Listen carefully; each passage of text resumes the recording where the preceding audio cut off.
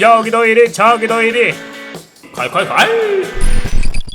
대한민국 취업률은 바닥을 기고 있는데 정말 이상하게도 우리나라에선 어떤 대학을 가든지 간에 정문에만 들어서면 취업률 1위라고 떡하니 쓰여져 있는 플랜카드를 마주할 수 있죠.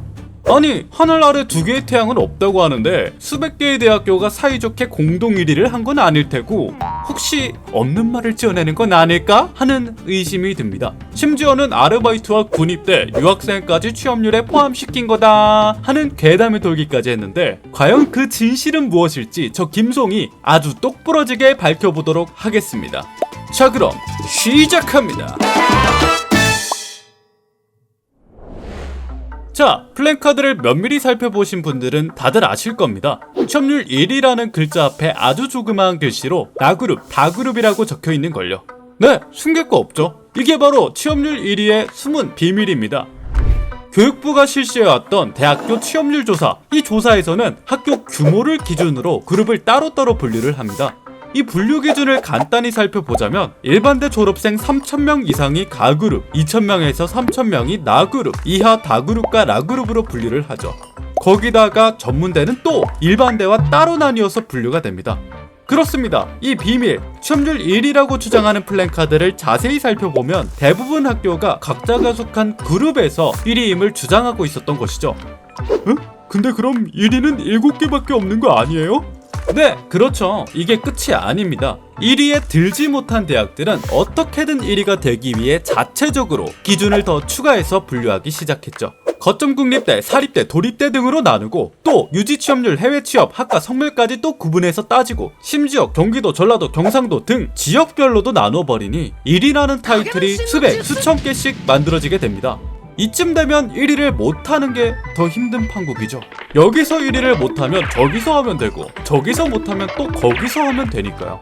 교육부는 이후 이런 짓들이 눈꼴시려웠는지 2015년 이후로 취업률 순위를 발표하지 않고 그만 좀 하라는 공고까지 내렸으나 수험생들을 등쳐먹는 대학가의 비겁한 마케팅은 여전히 멈출 생각을 하지 않고 있죠. 이런 식으로 표본 집단을 자기 마음대로 조율하면서 터무니없는 결과를 이끌어내는 모습, 우리 주변에서 아주 흔하게 접할 수 있는 것이죠. 우리가 SNS에서 봤던 이런 거나 이런 거 같은 연구 결과들부터 시작해 광고 문구에서부터 정치적인 설문조사까지 많은 사람들이 통계에 어떤 특정한 목적을 부여하고 싶을 때 사격을 한 뒤에 표적을 그리는 어처구니 없는 짓을 저지릅니다.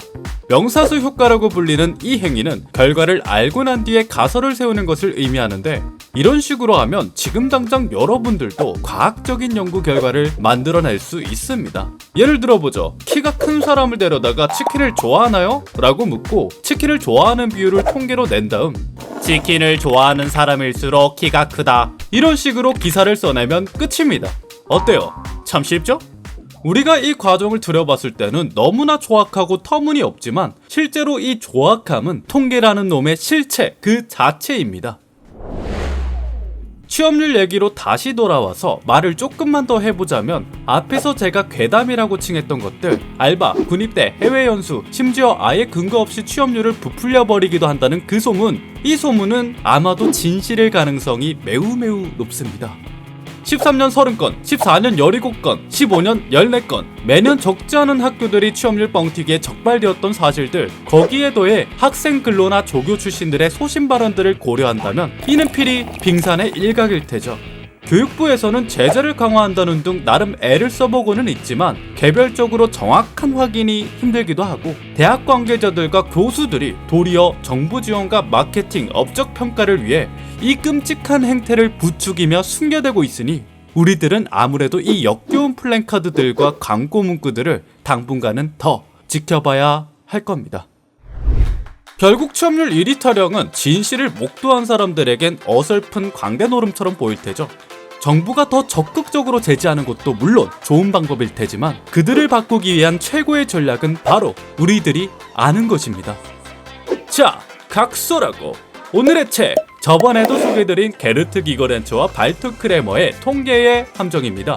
과학적으로, 통계적으로 유의미하다는 수많은 연구들이 실제로는 우연이거나 조작되었다는 사실을 일깨워주고 이런 불량 통계의 홍수 속에서 대중을 등쳐먹는 허위 정보의 가면을 어떻게 벗겨낼 수 있을지에 대한 해답을 아주 제대로 제시해주는 책입니다.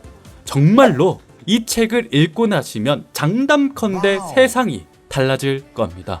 여기까지 하고 다음 영상은 더 유익한 영상으로 찾아뵙겠습니다. 샤그럼 안녕.